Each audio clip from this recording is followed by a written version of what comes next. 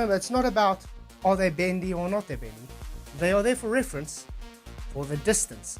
So we have 6 miles away, 9 miles away, and what do you know? The horizon is way beyond that. So therefore, the physicality of your geometric horizon is debunked. Get with the times, bro. Learn it, it's been a few years by now. Welcome, everyone. That was part of Flatzoid's response video to this video by Rachie 50. His whole argument is that the geometric horizon is physical, but the apparent horizon is only optical. I have commented to him that to have something optical, it must also be physical, since we can't see it unless there is light hitting it. But we all know how Dunning-Kruger Flatzoid is. Anyway, Rachie's video was 3 minutes 42 seconds long, and all he unsurprisingly did was cherry-pick certain parts of her video for his response video. So I will show you what part of her video he picked his sweet cherries from, and to give the context he conveniently omitted out of dishonesty. So he replies back, again, the black swan is about the geometry not being able to be physical set radius. Your claim of tangent to a horizontal is also wrong. That's for another video. Rachie, time to just accept it. You made a big boo-boo by deflecting to the idiotic globe. I says the usual claim about it, yes, that's not the claim I was talking about, Flat. I've told you which claim I was talking about. Just because you haven't been keeping up doesn't make me wrong. No, you made a big boo-boo by thinking I was talking about a different claim. As usual, you misunderstood. I can make a video with Nathan's comments validating what I said if you would like. So he replies, Rachie, I watch FED on a daily basis. Your misunderstanding of about 90% of what is presented is the issue here. Don't go and project your ignorance onto me. So I reply, oh, so you deliberately strawman me then? Gotcha. Because again, I wasn't talking about the black swan claim that you were insinuating I was. Again, I can do a video showing you exactly what claim I was talking about and using Nathan's words, where he claims the globe can't have a tangent/straight line because refraction, because of black swan. No Atmo day on FE, is it? Can't have a curved baseline. Actually you can, and you can have a tangent by creating a horizontal plane, so... Nuh-uh, black swan. Nathan Oakley, where do you get a tangent? Black swan, Dumbo, you don't. The black swan is irrelevant to a horizontal/tangent line being created. Nuh-uh, because you claim refraction. Nathan Oakley, yes, Dumbo, think you can get a tangent when it's refracted? About Ruhif level of dumb. That's not a rebuttal, that's just a stupid excuse to fool people who can't think logically. Flat Earth also would have refraction, you know. Does that stop you using the same horizontal line? Stop with the double standards. So I say to him, if refraction then not horizontal is the claim. Claiming refraction debunks a tangent, aka horizontal line, so that debunks any horizontal line on FE too, as there's a refraction on FE. In the words of Nathan Oakley, get it now, Flatzoid? Or do you want to strawman me, misrepresent and misunderstand me even more? Rachie, as you now well know, all flat earthers do is misunderstand. So to that end, let's go over the video that the frame that was dubbed the Black Swan is from. A black swan refers to something that exists but is rarely been seen. In other words, we know white swans exist, but black swans also exist, though they are seldom seen. Flat earthers like Flatzoid and Nathan Oakley ran with this image and proclaimed there's no such thing as refraction and a whole bunch of other nonsense. Now your argument is 99% of the time we see it blocking the oil rigs or whatever you want. So therefore it's called earth curve. That would be white swans. Now you saying that means it's physical curve. It's physical, that's according to you. Now we come along and we say, hang on, it's only optical. It's not physical. We can prove this by showing observations, like the black swan, that says it's only optical. So we went and showed one observation that showed your premise that it's only physical bunk. We showed, hence the black swan. Now, how can we explain the black swan to people? Well, it's very simple. Let's take a look at this photo, the black swan. What do you see? You see the oil rigs. You can see how the horizon is behind the oil rigs. But based on your globe The problem is the geometric horizon, aka the physical horizon, can only be 1.22 times the square root of the observer's height in feet. So according to this still image taken from a video, it can only be 1.22 image from, so that's about what? 3 miles away max with your geometric horizon. Yet, we have oil rigs, which is only there for reference. Remember, it's not about are they bendy or not they're bendy. They are there for reference for the distance. So we have 6 miles away, 9 miles away, and what do you know? The horizon is way beyond that. So therefore, the physicality of your geometric horizon is debunked. Get with the times, bro. Learn it, it's been a few years by now. Black Swan. The following are screenshots of the famous Black Swan video by BMLSB69 that flat earthers used several years ago as proof of the flat earth. In the beginning of the video, BMLSB69 made the claim horizon rising ships, buildings, atmosphere blocking visibility, not curvature. They then show tankers with the sun midway from the zenith to the horizon. And this building taken at different distances with the sun low on the horizon. The reason I bring up where the sun is located will be apparent later in this video, but I think you will know where I'm going with this. We see this graphic stating, most days, normal visibility of platforms and boats will appear they are behind the horizon curvature of the Earth. This is accurate for the most part and would be what Flatzoid referred to as a white swan. However, one thing is wrong with this. As illustrated in this video, from our human to Earth-size scale, we are teeny tiny, so the horizon is supposed to appear flat to our eyes. But the apparent horizon is actually the effect of curve, meaning we humans can't see past the apparent horizon from the ground because we are too small. If we were to go higher, of course, the apparent horizon would appear further away. I do have more to say on the horizons. Yes, horizons, meaning not just one, but that will be later in this video. BLMSB69 then shows these two images with the sun almost overhead from a boat, not from the shore, and both marked with a line showing where the horizon is in the background. Cut to this part of the video showing the sun very low on the western horizon and from the shore. The camera zooms in to get this image.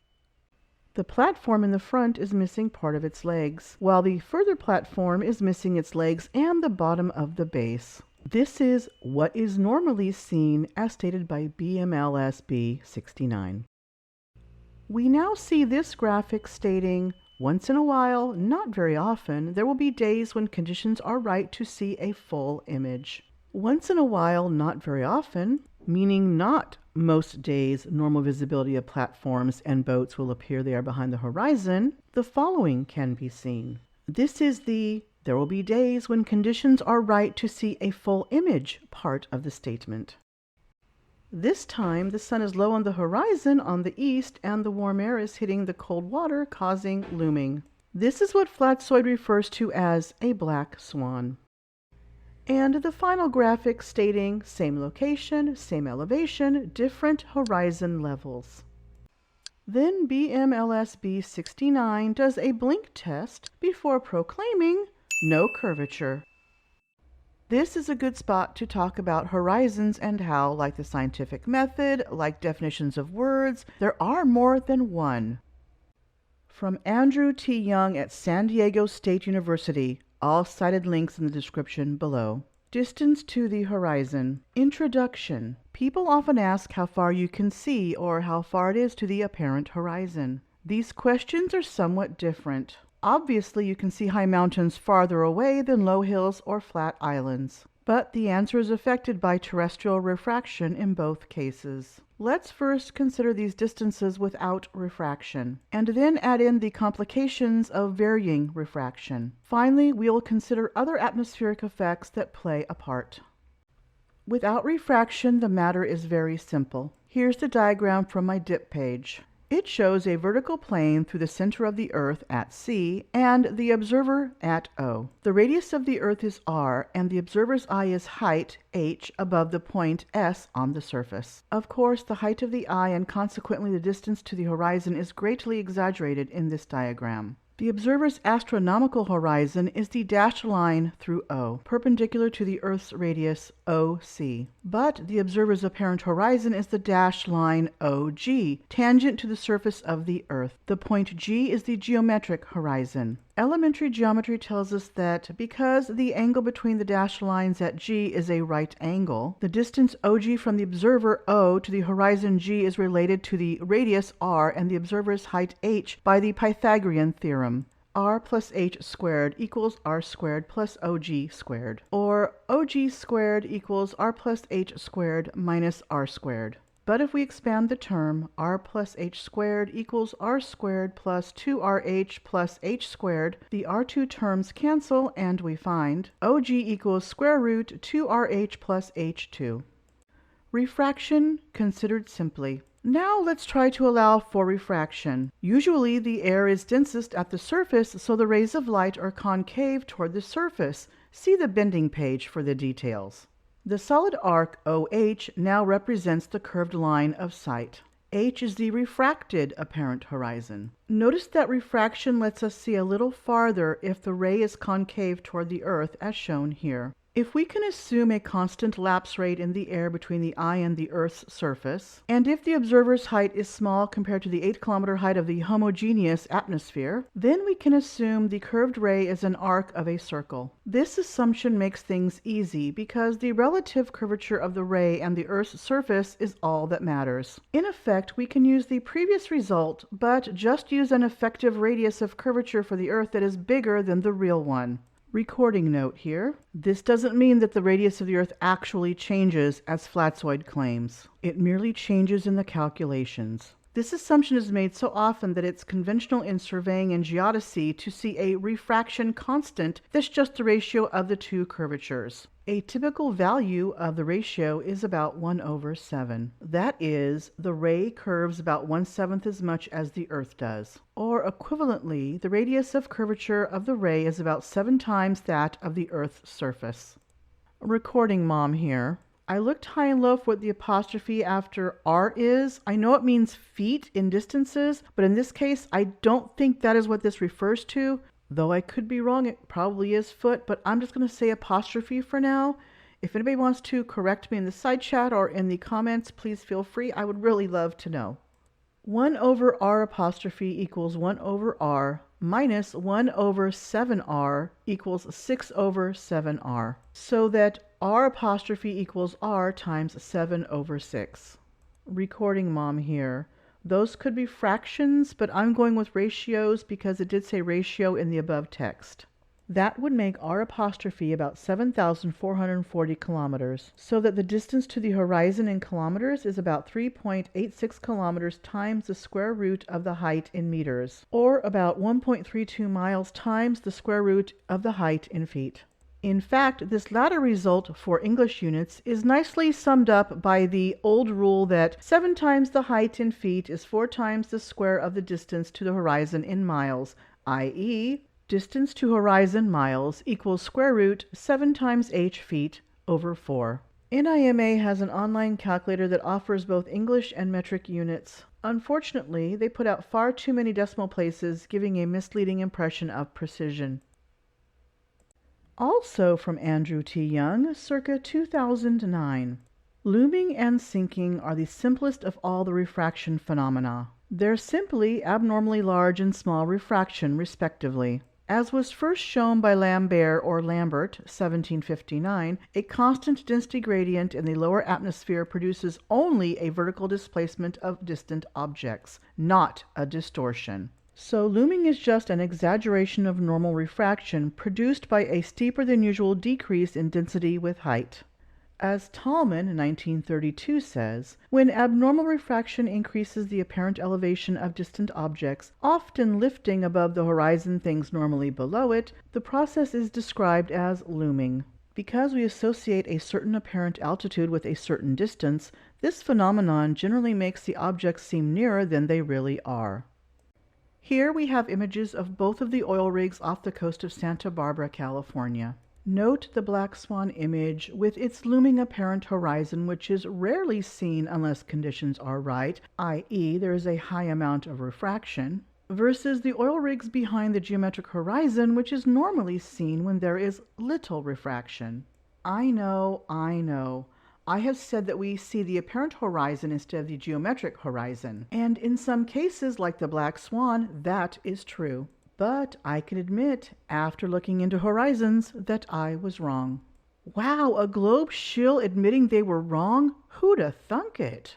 Too bad there are those who can't admit that they are wrong and double and triple down on the claims like those about this image. Flat earthers love to use this as proof against a spherical Earth, and Flatzoid claims the upper image is just optical, not physical. So if this is just optical, then he and anyone who have used it and continue to use it debunk themselves by using it as proof that the Earth is not a sphere.